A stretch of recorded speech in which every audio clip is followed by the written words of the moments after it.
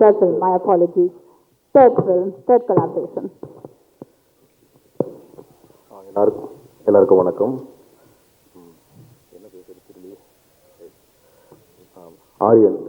ஆரியன் ரொம்ப ஒரு முக்கியமான படமாக நான் பார்க்குறேன்.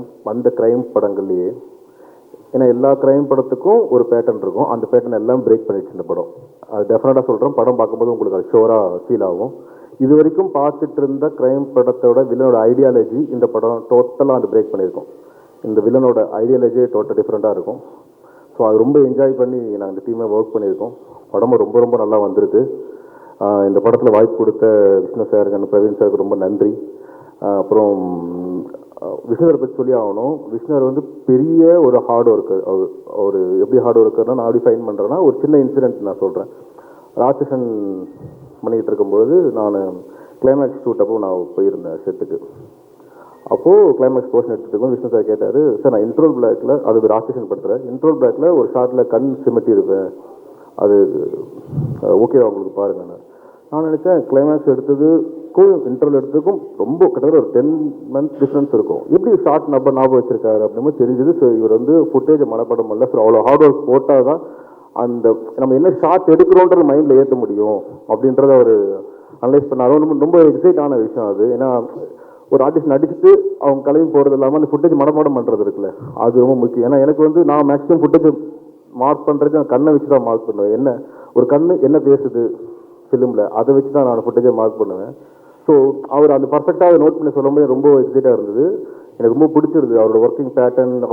அவருக்குன்னு அவர் ப்ரொடக்ஷனுக்கு ஒரு ஒர்க்கிங் பேட்டர்ன் வச்சுருக்காரு. அது ரொம்ப எனக்கு ரொம்ப இப்படி பண்ணால் எல்லா படமும் நல்ல படமாக வரும்ன்ற எனக்கு ரொம்ப கான்ஃபிடென்ட்டாக இருக்குது. அதில் அந்த வகையில் இந்த படமும் ரொம்ப நல்லா வந்திருக்கு.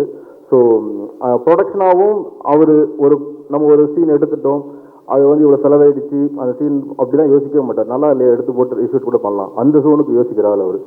கண்டிப்பாக படம் நல்லா வரணும், அவ்வளோதான். அது மட்டும் தான் மைண்டில் இருக்கும். மற்றபடி வேறு எதை பற்றி யோசிக்கவே மாட்டார்.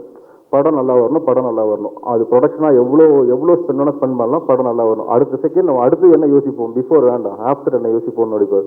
ஸோ அந்த வகையில் இந்த படத்துக்கு என்ன மேக்ஸிமம் ப்ரொடக்ஷன் காஸ்ட்டில் பெஸ்ட்டாக பண்ண முடியுமோ அதை பண்ணியிருக்காரு. ஸோ படமும் ரொம்ப நம்ம நான் நினச்சதை விட ஒரு மேக்கிங்காகவே ரொம்ப நல்லா வந்திருக்கு படம். அப்புறம் ஜிப்ரான் சார் சொல்லவே வேணாம். எங்களுக்கு ஜிப்ரான் சார் கிடைச்சது ஒரு மிகப்பெரிய கிஃப்ட்டு இந்த படத்தில்.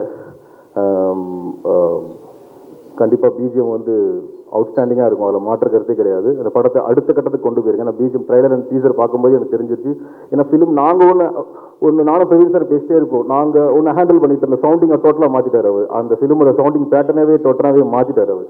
ஸோ இப்படியும் இந்த படத்தை எக்ஸைட் பண்ண முடியுமா அப்படின்றது கண்டிப்பாக அது அவுட்ஸ்டாண்டிங்காக பண்ணியிருக்காரு ஜிப்ரான் சொல்லவே வேணும். அப்புறம் செல்வா சார் பற்றி சொல்லணும். நான் ஆக்சுவலி சினிமாவுக்கு வந்தது எனக்கு நான் கமல் சாரோட ஃபேனு.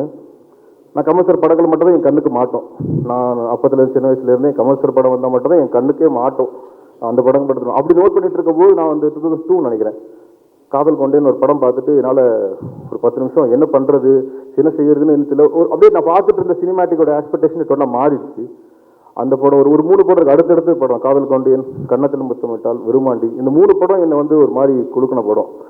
அது இந்த மாதிரி ஃபிலிம் மேக்கிங்கில் பார்க்கும்போது சில்வா சாரோட இந்த படத்து ஃபுட்டேஜ், அவரோட ஃபுட்டேஜ், அவர் நடித்த ஃபுட்டேஜ் நான் பார்த்து சில்வா சார் படங்கள்லையும் பார்த்தீங்கன்னா கண்ணு பயங்கரமாக டீல் பண்ணும். ஸோ இந்த படத்தில் நீங்கள் ட்ரைலர் லாஸ்ட் ஷாட் பார்த்தீங்கன்னா அவர் கண் ஷாட் சொல்லும். ஸோ அந்த எந்த அளவுக்கு டெப்த்தாக ஒரு வில்லனோட கண்ணிலே பேசுகிறாரு அப்படின்னு சொல்லிட்டு அவர் நிறைய ஐ கான்டாக்டில் நிறைய டிஸ்கஸ் பண்ணுவார் இந்த ஃபிலிமு. அவரோட ஐடியாலஜி ஷோராக சொல்கிறேன், இது வரைக்கும் தமிழ் சினிமாவில் வராத ஒரு ஐடியாலஜி, வில்லனோட பெஸ்ட் ஐடியாலஜி நான் சொல்லுவேன் படத்தில். அதை நீங்கள் கண்டிப்பாக படம் பார்க்கும்போது நீங்கள் ஃபீல் பண்ணுவீங்க. கண்டிப்பாக உங்களுக்கு எல்லாருக்கும் படம் பிடிக்கும்னு நினைக்கிறேன். தேங்க்யூ.